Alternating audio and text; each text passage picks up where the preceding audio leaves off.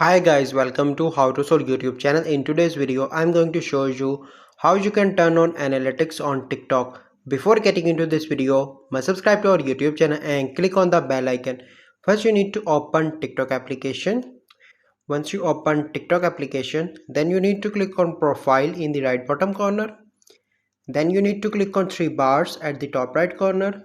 And then you need to click on settings and privacy. And then you need to click on analytics.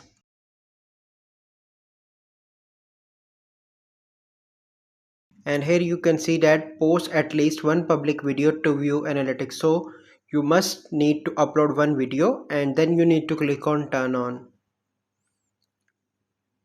So you can see that my analytics are now turned on. So this is the process by which you can turn on analytics on TikTok.